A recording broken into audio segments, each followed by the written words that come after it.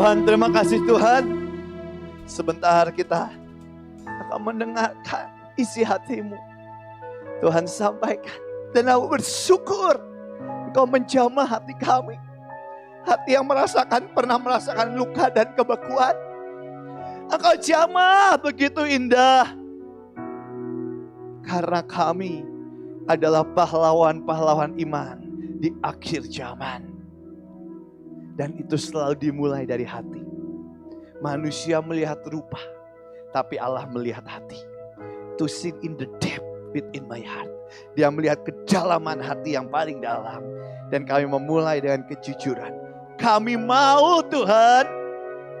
Terima kasih. Dalam nama Tuhan Yesus. Amin. Silakan duduk. Kita hari ini akan belajar dari satu pahlawan iman. Kenapa kita belajar? Karena Tuhan rindu setiap kita menjadi pahlawan-pahlawan iman akhir zaman. Yes, itu semua dimulai dari hati. Tapi Tuhan tidak mau selesai. Tuhan mau lanjut dan lebih dahsyat lagi. Kita buka ya. Hakim-Hakim 14. Hakim-Hakim, kita buka ayat aja ya.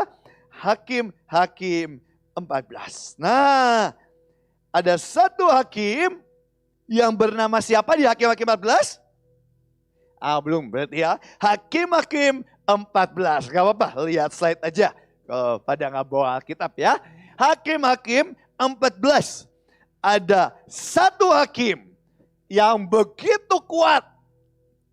Siapa nama hakim yang begitu kuat? Simson. Wah, betul. Hakim-Hakim 14. Simson pergi ke Timna. Di situ ia melihat seorang gadis Filistin. Ayat 2. Satu kali Simson lagi pergi ke Timna. Dia jalan ke satu kota, dia jalan ke Timna. Timna aja itu bukan tempat Tuhan. Makanya kalau dalam terjemahannya dibilang Simson went down. Dia pergi turun. Waktu kita pergi ke tempat yang bukan Tuhan pimpin, kita mengalami penurunan. Kalau kita pergi berjalan berdasarkan kekuatan dan kemauan kita, pikiran kita. Makanya Tuhan mau setiap kita dipimpin oleh Roh Kudus. Hidup oleh Roh, berjalan karena iman. Walk by faith. Ia pulang. Nah, inilah bahaya pergaulan yang tidak benar. Inilah bahaya pergaulan yang kacau, merusak kebiasaan, merusak setiap iman. Dan merusak semuanya. Ia pulang dan memberitahukan kepada ayahnya dan ibunya. Di Timna, aku melihat seorang gadis Filistin. Simson ini bahayanya buat semua. Pelayan, hidup kita, semua. Saat kita bukan siapa-siapa, dari kita ini cuma sampah, Bayusa, Koko ini bilang kita ini cuma sampah. Tiba-tiba Tuhan datang dan Tuhan lihat. Waktu kita bukan siapa-siapa, tiba-tiba Tuhan angkat. Nah, tanpa sadar setiap kita, waktu Tuhan angkat terlalu cepat, baik dalam pelayanan, baik dalam pekerjaan, baik dalam bisnis, baik dalam sekolah. Waktu Tuhan anugerahi dan Tuhan angkat begitu cepat, tanpa sadar kita kehilangan yang disebut karakter. Itu pun terjadi sama Koko. Waktu kita diangkat begitu cepat, berhati-hatilah dengan karakter. Banyak orang, banyak pahlawan Tuhan yang diangkat begitu cepat, kehilangan karakter. Dia menjadi begitu sombong, dia menjadi begitu angkuh karena semua jalan terbuka lebar. Itu yang terjadi dengan satu pahlawan iman, hakim Tuhan yang bernama Simson.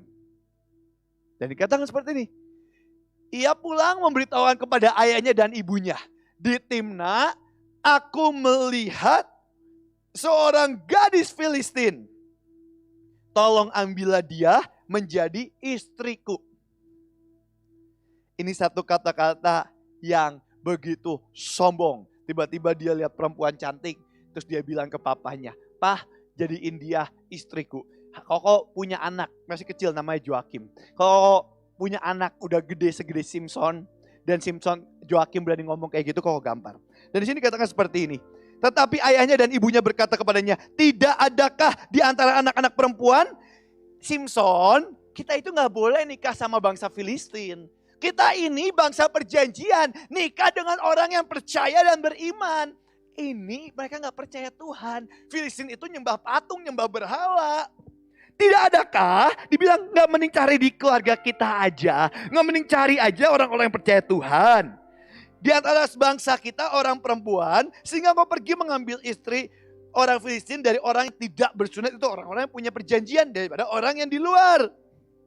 Tetapi jawab Simpson kepada ayahnya. Udah kelihatan dia gak punya karakter. "Ambillah dia bagiku sebab dia kusukai." Papanya udah ngomong baik-baik, "Simpson, jangan ya, ambil yang lain aja, yang percaya Tuhan aja." Kalau bahasa sekarang yang orang Kristen aja, bahkan kalau bahasa sekarang. Tapi Simpson ini, karena dia dikasih urapan Tuhan begitu kuat, dia begitu hebat, gerbang yang begitu besar, dia angkat jadiin bench press kalau fitness. Dia begitu kuat, ambil rahangkel, dia dipukul orang Filistin, habis semuanya.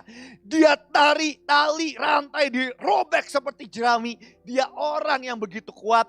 Dia kalau jalan ke pasar, semua tunduk dan semua takut, semua hormat. Karena dia di masa mudanya, sejarah percaya Simpson ini masih anak SMA sekitar umur 18-17 waktu dia pertama kali ditulis di Alkitab di ayat Hakim-Hakim 14 ini. Di umur segitu diangkat Tuhan begitu cepat. Tapi untuk kita semua, kok terus gimana Tuhan tetap akan mengangkat kita begitu cepat? Kenapa? Karena waktunya sudah sangat singkat. Tapi ini makanya Tuhan rindu setiap kita belajar. Udah diomongin gitu, Simpson malah bilang, "Ambillah dia bagiku." Bukan karena kata Tuhan, bukan karena aku dapat dari Tuhan, bukan karena aku dapat tanda dari Tuhan, bukan karena Tuhan. Alasannya konyol. Sebab dia apa? Dia apa ayatnya? Kusukai. Orang yang hidup karena kesukaannya sendiri pasti akhirnya habis dan hancur. Nanti kita belajar ya. Tapi teman-teman perhatikan, betapa konyolnya hidupnya cuman karena berjalan berdasarkan apa yang aku suka. Bayangin anak kecil umur 17-18 ngomong ke papanya, "Pak, aku mau nikah sama dia." Belum kenal, belum apa, papanya bilang, "Jangan nak, yang lain aja." Dengan gagahnya karena dia orang yang paling diurapi, bilang lagi papanya, "Pak, ambil dia sebab aku suka." Kalau kau punya anak kayak gitu, kau gampar anaknya. Karena dia gak punya etika, gak punya karakter. Dan itu yang terjadi dengan pahlawan iman, pasukan Tuhan, pelayan, yang Tuhan angkat begitu cepat. Next, ayat selanjutnya, ayat 4. Tetapi ayahnya dan ibunya tidak tahu bahwa itu dari Tuhan. Sebab memang Simpson harus mencari gara-gara orang Filistin. Karena pada masa itu orang Filistin menguasai Israel. Lihat nih, sekalipun kacau, Tuhan tetap beracara dalam segala perkara. Yes, tapi bukan itu maunya Tuhan. Tuhan mau setiap kita memiliki karakter. Tuhan mau setiap kita memiliki semuanya hidup itu berdasarkan Tuhan. Ayat 5. Lalu pergilah Simpson beserta ayahnya dan ibunya ke Timna. Ketika mereka sampai di kebun-kebun anggur Timna, seekor singa muda mendatangi Simpson dan mengaum. Pada itu berkuasalah roh Tuhan atas dia. Siap ingat ya teman-teman ya. Setiap kali kita berdiri, kita pelayanan, kita ngapain pun, kalau itu berhasil, itu semua hanya karena roh Tuhan berkuasa atas hidup kita. Tidak pernah karena kehebatan. Diambil, dicabuk-cabik seperti anak kambing. Tanpa apa-apa di tangannya. Tapi tidak diceritakan apa yang dilakukan di sana. Kita lanjut ya. Setelah itu, langsung loncat aja. Kita langsung masuk. Hari itu, akhirnya Simpson mau nikah. Dan setelah Simpson senang sama perempuan, seperti biasa karena dia mau nikah, akhirnya papanya nurutin. Karena Simpson begitu berkuasa, kita langsung buka Hakim-Hakim 14 ayat 14. Langsung loncat aja, Hakim-Hakim 14 ayat 14. Kita baca sama-sama, 1, 2, 3. Katanya kepada mereka, keluar makanan. Dari yang kuat, ada 3 hari lamanya mereka tidak dapat memberi jawab teki-teki itu. Dari yang makan keluar apa? Makanan. Dan dari yang kuat keluar apa? Manisan. Tanpa Simpson sadari, sejujurnya itu bukan tentang singa yang dicabik-cabik. Tanpa Simpson sadari, itu adalah pimpinan roh Tuhan yang keluar dari mulutnya. Pertanyaan yang paling simpel, dari yang kuat keluar manisan, dari yang strong keluar sweet. Siapa yang paling kuat di zaman itu? Siapa yang paling kuat di zaman itu? Simpson. Teman-teman tahu lagunya, biarlah manis kau dengar Tuhan, manis kau dengar Tuhan. Teman-teman, hidup kita itu seperti Simpson. Waktu semua talenta, semua kesempatan, semua yang Tuhan percayakan pada setiap kita, kalau kita kasih ke Tuhan, hidup kita akan menjadi manis. Bilang kiri kanannya, kamu manis di hadapan Tuhan. Hidup kita. Kalau kita berikan semuanya untuk Tuhan, hidup untuk Tuhan, talenta kita, semua yang Tuhan kasih di dunia ini, koneksi semuanya kita kasih untuk Tuhan. Hidup kita akan menjadi manis. Karena itulah yang Tuhan rindukan. Dan itu bukan cuma untuk Simpson, itu untuk setiap kita. Tapi saat kita hidup untuk diri sendiri, hidup kita akan begitu kacau. Dan sebenarnya Tuhan mau dan Tuhan begitu rindu. Semuanya itu kita berikan buat Tuhan. Karena hari itu teka-teki itu berlangsung, gak ada orang yang bisa jawab. Kenapa? Karena Simpson butuh balik modal buat nikah ya. Ayat 15. Pada hari ke-7 berkatalah mereka kepada Simpson, istri Simpson, bujuklah suamimu supaya diberitahukannya kepada kami jawab teka-teki itu. Kalau tidak, kami akan membakar engkau beserta seisi rumah ayahmu. Apakah engkau akan mengundang kami untuk membuat kami menjadi miskin? Tidak, bukan. Ayat 16.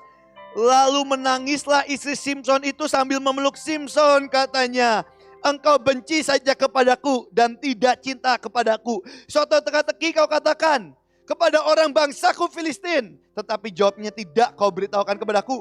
Sedangkan kepada ayahku dan ibuku tidak kuberitahukan. Masakah kepada engkau akan kuberitahukan? Akhirnya Simpson nangis.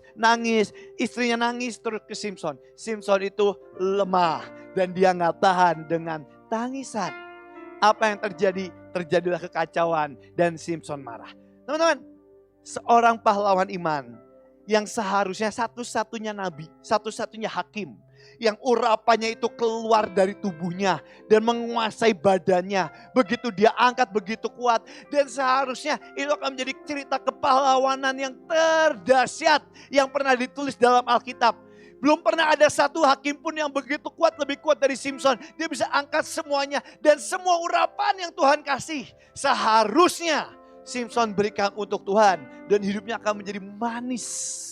Itu makanya semua pahlawan iman di akhir hidupnya dia akan mengakhiri dengan dahsyat dan sekitarnya akan merasakan begitu manis hidup dekat dia. Saya bisa ceritakan Pak Yusak, saya bisa ceritakan Pak Daniel, saya bisa ceritakan Pak Agung. Semua sekelilingnya akan berkata indah, dahsyat, manis. Kenapa? Karena dia berikan semuanya untuk Tuhan. Kadang kita gak mau berikan semuanya untuk Tuhan. Kenapa? Karena kita memilih untuk hidup untuk diri kita sendiri. Ada dua tawaran, ada dua jalan yang Tuhan siapkan di tengah-tengah kita. Percaya aja, iman pahlawan iman. Ada dua jalan yang Tuhan siapkan, yang sebenarnya disiapkan di tengah-tengah kita. Yang pertama, hidup untuk Tuhan dan hidup untuk orang sekitar. Itu intinya menjadi penjala manusia. Atau yang kedua, hidup untuk diri sendiri. Musuh dari kasih adalah hidup untuk diri sendiri. Dan kalau mau bilang dari masa muda kita, semakin kita dikasih kesempatan, semakin muda makin bagus. Tapi yang tua juga nggak apa-apa, nggak telat. Tapi semakin muda semakin bagus. Mulailah hidup untuk Tuhan dan untuk orang-orang lain. Hidup menjadi dampak, garam dan terang dunia. Kapan garam itu tidak menjadi asin lagi? Saat kita mulai hidup untuk diri kita sendiri. Setan selalu mengacaukan fokus kita. Di mana kita, Tuhan rindu kita membawa lawatan, membawa jiwa-jiwa. Tapi setan mengacaukan itu. Dan itu pun yang sedih yang terjadi dengan hidup Simson. Dia bisa cabik-cabik singa. Dia bisa angkat gerbang. Dia bisa pukul semua orang dengan satu rahang keledai. Dia bisa lakukan semuanya begitu dahsyat. Tapi Simson itu hidup cuman untuk dirinya sendiri. Dan itulah hidup yang paling mengenaskan. Mengenaskan gimana kok? Kita langsung loncat ya. Kita langsung loncat di Hakim 16. Langsung aja loncat ya. Ini ceritanya dahsyat banget. Hakim 16. Akhirnya Simson ketemu satu perempuan yang Simson paling jatuh cinta dari lembah Sorek. Namanya siapa? Delila. Dulu kalau sekolah minggu suka ada suit. Simson, singa, dan Delila. Itu kayak batu gunting kertas ya. Dulu biasanya suka suit-suit kayak gitu. Simson akhirnya kalah dengan Delila. Delila itu siapa sih kok? Delila itu pelacur. Dia itu simpenan raja-raja Filistin. Dan itu emang kerjanya Delila. Menggoda. Itu kerjaan setan. Setan itu ingin membinasakan, menghancurkan, mencuri. Tapi kadang setan mulai dari menggoda, memberikan tawaran. Keinginan terbesar di hati ini. Semuanya. Dan saudara teman-teman tahu. Apa sih keinginan terbesar Simson? Dia cuma satu inginnya. Dia tidak bisa menahan nafsunya. Dia sangat ingin dan dia begitu terikat dengan satu roh yang disebut roh perjinahan. Teman-teman, anak-anak muda ya, kalau sering banget pergi ke sekolah-sekolah seminar love, sex, and dating. Banyak dari anak-anak, mereka dengan sangat gampang bercandain roh perjinahan. Ini cuma nonton sekali, Teman-teman tahu kan? Tahukah di setiap video porno yang ditampilkan di layar HP-mu, di iPad, dimanapun itu, ada roh perjinahan. Dan roh perjinahan itu berusaha menguasai dan mengikat. Dan ketika seorang pahlawan itu terikat dengan roh perjinahan, tidak ada cara lain kecuali pertobatan dan roh Tuhan yang menghancurkan roh itu. Dan itu sangat berbahaya. Dan itu yang terjadi dengan Simson. Kita lihat akhir hidupnya aja. Kalau langsung loncat, kita lihat Hakim 16 ayat 20. Ayat 20. Nah, ini bahayanya ayat 20 ya. Hakim 16 ayat 20. Lalu berserulah perempuan itu, Delila, orang Filistin menyergap engkau, Simson. Maka terjagalah ia dari tidurnya. Katanya, seperti yang apa? Banyak dari kita berpikir, dosa, ya udahlah seperti yang sudah-sudah. Ya udahlah seperti yang sudah-sudah. Itu sama seperti pikiran Simson. Seperti yang sudah-sudah, aku akan bebas dan meronta lepas. Tapi inilah yang begitu menakutkan. Tetapi tidaklah diketahui bahwa Tuhan telah meninggalkan dia. Dan apa yang terjadi waktu setan menguasai pahlawan iman? Apa yang terjadi waktu setan menawarkan dunia dan seakar godaan untuk Simson, dan Simson jatuh dalam godaan itu? Apakah Simson akan menemukan kenikmatan? No, banyak orang termakan dengan Instagram, media, dan berpikir bahwa itu akan membawa kenikmatan. No, itulah kerjaan setan. Ayat 21 ini yang setan lakukan kepada pahlawan-pahlawan iman. Orang Filistin itu menangkap dia, dan belum selesai dari menangkap dia, mencungkil kedua matanya. Setan ketika dia menangkap pahlawan iman, ketika dia menangkap anak-anak Tuhan, setan tidak akan pernah mau melepaskan. Dia bukan cuma menangkap, dia akan nyiksa. Belum selesai itu, dia cungkil kedua matanya. Dia habiskan seorang pahlawan yang robek rantai itu kayak jerami, yang angkat itu dengan kuat, yang pukul Rahel keledai dan semua orang Filistin kalah. Belum ada hakim yang sekuat Simson. Kalah dan hidupnya habis menggenaskan, mencungkil kedua matanya dan membawanya ke Gaza. Di situ ia dibelenggu dengan 2 rantai. Itulah kerjaan setan. Itulah kerjaan setan. Dia membelenggu dengan mencungkil, membawanya ia dibelenggu, dan pekerjaannya di penjara ialah apa? Menggiling. Teman-teman, kita akan buka dulu di Roma 1 ayat 24. Teman-teman bilang, Simson dicungkil, diikat, dan ditundukkan. Balik lagi tadi Hakim-Hakim 16 ayat 21 sebelum balik ke Roma. Di sini katakan seperti Hakim-Hakim 16 ayat 21. Di sini katakan Hakim-Hakim 16 ayat 21, Simson itu menangkap dia, orang Filistin itu menangkap dia, menyungkil. Di situ ia dibelenggu dan ia ditundukkan. Teman-teman, ada 3 yang setan lakukan. Pertama, orang pahlawan iman itu semua ditangkap. Setelah ditangkap, dia akan diikat. Mereka mulai terikat dengan roh perzinahan, dengan video porno, dengan kemarahan, dengan kekecewaan. Mereka mulai diikat. Tapi diikat itu orang masih mau berusaha kabur. Seperti kalau lihat, waktu itu ada satu orang jahat. Dia kalau dogi aja, ada satu orang tuan yang jahat. Dia ngambil anjing, dan dia ikat anjing ini sepanjang talinya 1 meter. Dan 1 meter lebih 3 senti, lebih 1 senti aja dikasih makanan yang anjing ini paling suka. Dan apa yang terjadi? Waktu dia lihat makanan itu, anjing yang terikat ini akan lari sekuat-kuatnya 1 meter. Dan waktu dia mau gigit makanannya, tali dan rantainya itu ngikat lehernya. Cek.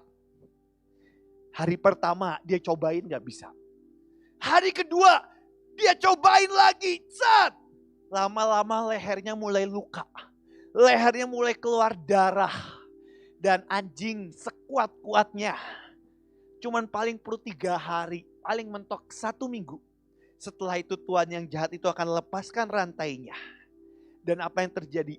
Anjing ini bahkan gak mau melangkah 1 langkah pun untuk ngambil makanannya. Padahal rantainya udah terlepas. Apa yang terjadi? Diikat, ditangkap, diikat. Setelah diikat, ditundukkan. Orang yang udah ditundukkan, teman-teman mungkin pernah lihat orang yang udah ditundukkan. Udahlah, aku udah gak bisa. Udahlah, aku udah gak bisa. Saudaramu mungkin bilang, ayo berjuang. Ayo kamu pasti bisa. Ayo. Orang yang tunjukkan bilang, udahlah gak bisa. Aku udah gak mungkin lepas kok dari perjinahan. Aku udah gak mungkin lepas kok dari kemarahan. Aku udah gak mungkin lepas kok dari kekecewaan. Aku pasti gagal lagi. Itu apa sih? Itu bahasa orang yang ditundukkan. Itu makanya Tuhan menjamah hati. Membuat setiap kita terlepas dari semua ikatan. Dan setiap yang ditundukkan, Tuhan rindu pahlawan. Menjadi bangkit menjadi pahlawan iman. Bilang ke kiri kananmu, bangkit jadi pahlawan iman. Nah, ini yang terjadi. Lanjut ya. Roma 1 ayat 24. Roma 1 ayat 24. Karena itu Allah menyerahkan mereka kepada keinginan apa? Hati mereka akan kecemaran. Sehingga mereka saling mencemarkan tubuh mereka.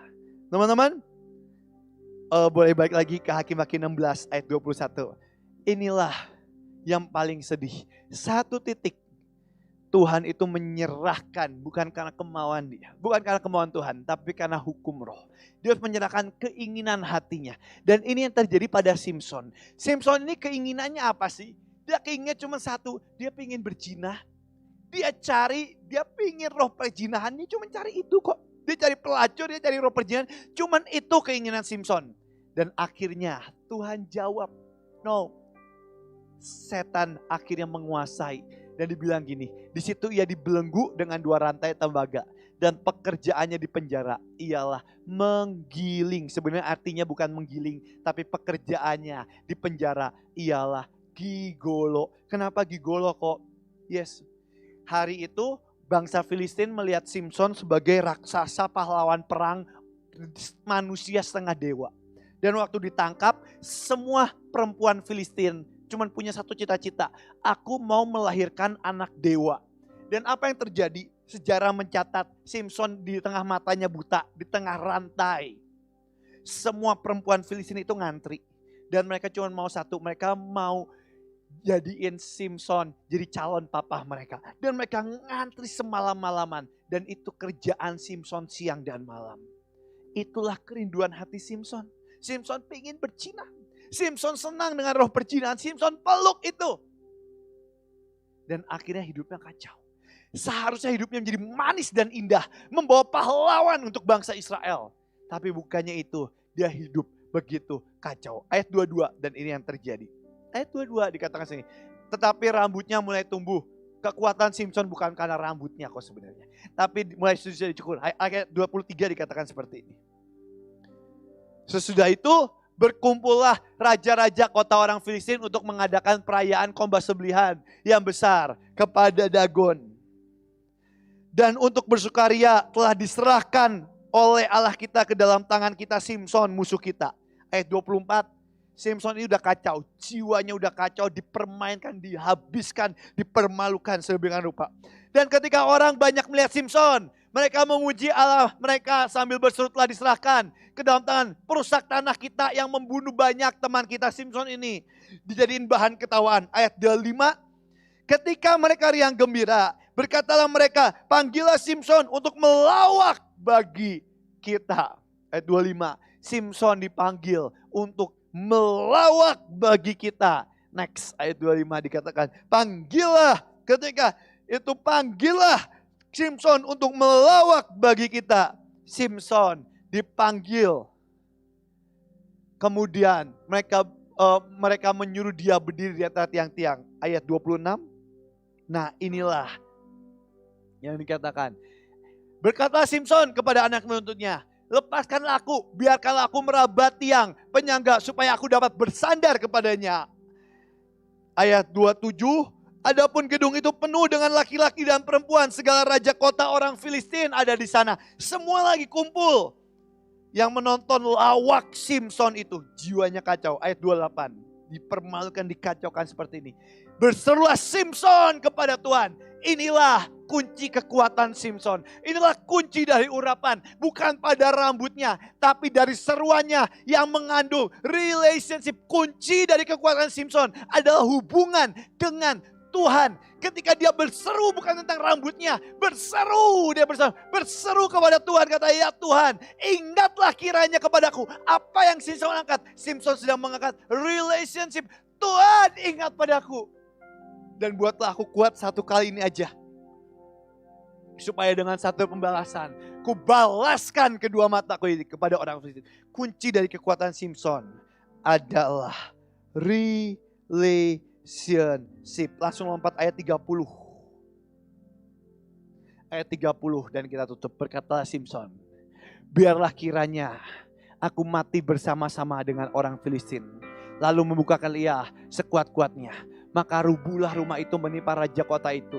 Dan seluruh orang banyak yang ada dalamnya. Yang mati dibunuhnya pada waktu matinya lebih banyak daripada yang dibunuhnya pada waktu hidupnya. Sadis ya. Berarti sepanjang hidupnya dia ngapain aja dengan kekuatan dan urapan yang Tuhan berikan. Gak ngapa-ngapain.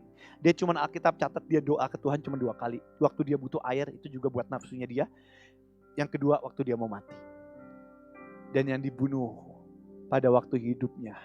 Pada matinya lebih banyak daripada waktu hidupnya. Teman-teman, Saudara semua, dari yang kuat akan keluar manis. Sehebat apapun Tuhan kasih talenta dan urapan, kalau kita hidup untuk diri kita, hidupnya akan menjadi kacau seperti Simson. Gak ada yang bagus. Tapi saat kita berikan semua yang kuat itu, kita kasih ke Tuhan, hidup kita akan menjadi manis. Tapi anehnya Tuhan ya, semua dosa Simson, semua kekonyolan, cuman perlu satu seruan pengampunan. Yang berkata, Tuhan ampuni aku. Semua dosa kita diambil dan dibuang.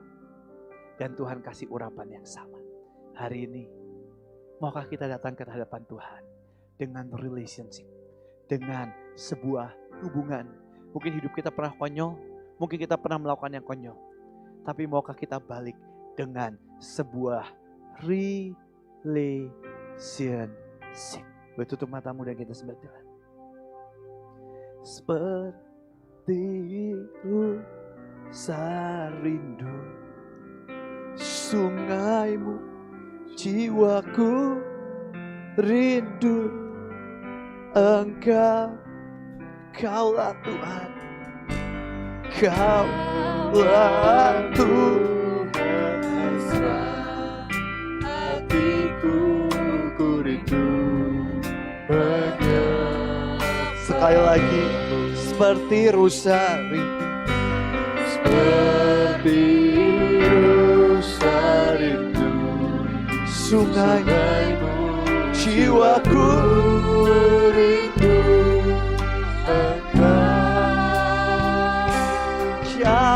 Kaulah Tuhan hasrat hatiku ku rindu menyembah Engkau kekuatan,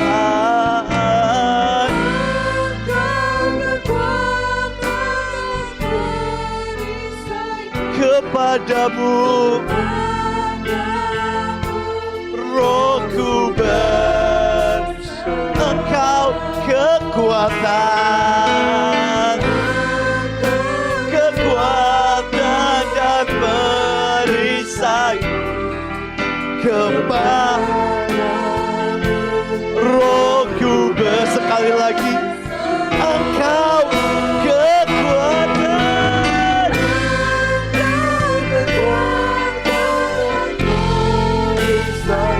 kepadamu. Kaulah Tuhan hasrat, Kaulah Tuhan hasrat hatiku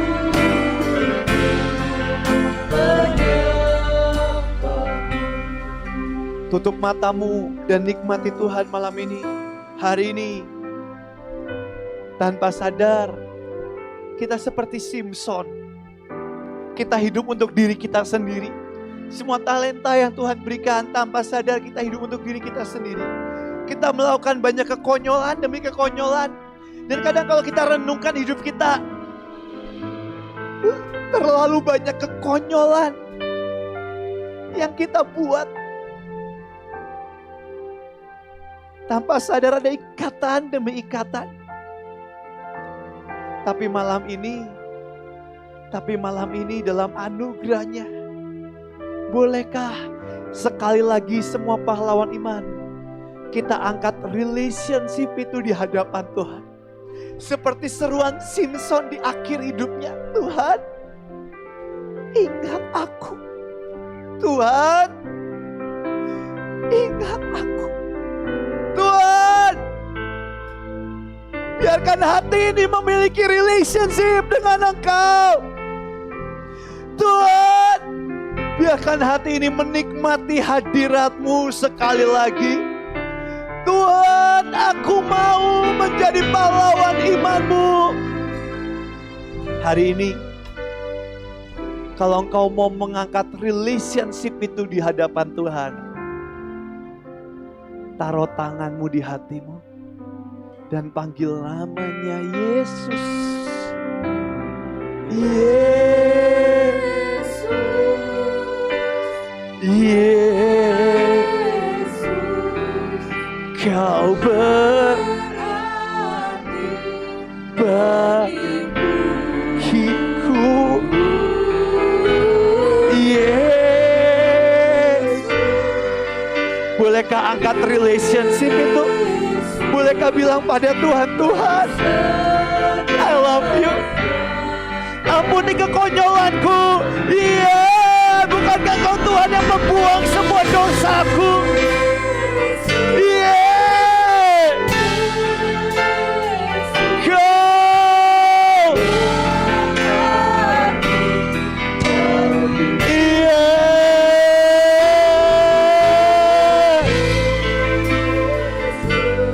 Yesus, Kau segalanya. Sekali lagi, iya.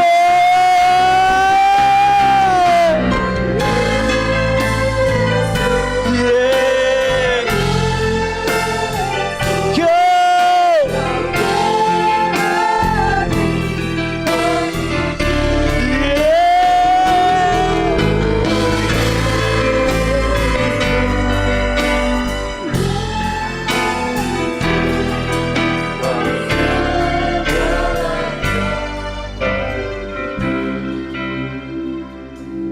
Kau mau tutup dengan satu ayat terakhir. Boleh buka di Ibrani 11 ayat 32. Inilah para saksi dan pahlawan iman. Surga punya cerita kepahlawanan. Setiap bangsa punya pahlawan demi pahlawan yang ditulis di monumen. Dan surga punya pahlawan yang ditulis di surga dalam keabadian. Dan inilah cerita pahlawan iman ini. Dan apakah lagi yang harus aku sebut? Sebab aku kekurangan waktu. Apabila aku hendak menceritakan tentang Gideon, Barak, siapa lagi? Simson, Yefta, Daud, Samuel, Simson, Kobev, yes, yang hidupnya kacau tadi, yang buang semua waktunya untuk hidup diri sendiri, yes. Simson yang matanya dicungkil, yes. Simson yang jadi gigolo, yes. Simson yang membunuh lebih banyak pada waktu matinya daripada hidupnya. Karena hidupnya cuma buat diri sendiri. Yes. Kok dia bisa disandingkan sama Gideon? Kok dia bisa disandingkan sama Yefta? Kok dia bisa disandingkan sama Daud? Kok dia bisa disandingkan sama Samuel bahkan yang gak ada dosanya ditulis di Alkitab? Kok dia bisa kok? Kenapa dia bisa? Karena ada anugerah yang menjaga Simson, anugerah yang memeluk setiap kita.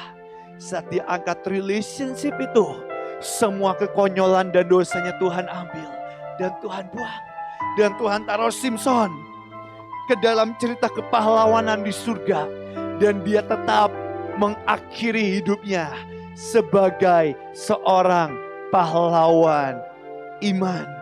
Hari ini kalau hidup kita konyol, hidup kita kacau, bolehkah malam ini kita datang dengan relationship dan biar Tuhan angkat semuanya itu, dan Tuhan masukkan setiap kita ke dalam kepahlawanan iman. Mari bangkit berdiri, angkat kedua tanganmu dan panggil namanya Yesus. Yesus. Tuhan Yesus, terima kasih Tuhan buat malam ini. Engkau yang mampukan setiap kami berjalan dalam tuntunan roh. Terima kasih Tuhan, kami sebagai satu keluarga saling menguatkan, saling mendoakan. Biarkan itu tetap berlanjut dan berlanjut. Dan kami akan melihat revival di kota dan bangsa ini. Terima kasih Tuhan. Hamba angkat semuanya, setiap kebutuhan, setiap permintaan, setiap kerinduan, semuanya Tuhan kami angkat di hadapan-Mu. Pakai kami sampai Kau jemput kami pulang dan kami kembali ke surga. Hamba serahkan malam ini di hadapan-Mu dalam nama Tuhan Yesus. Amin.